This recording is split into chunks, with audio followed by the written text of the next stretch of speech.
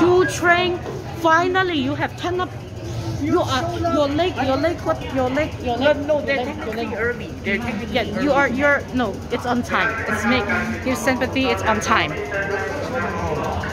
Alright, pause. What you've just seen there is the footage of the new urban line trains, which, oddly enough, got delayed because this was supposed to run like last month, according to which is end of October, I think.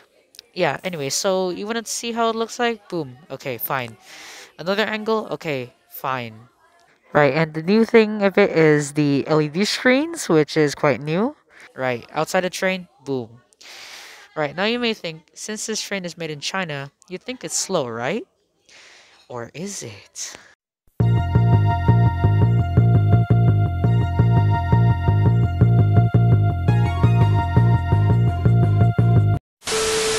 Alright then, I'll just leave you guys with the footage of the train braking absolutely at max speed. Oh my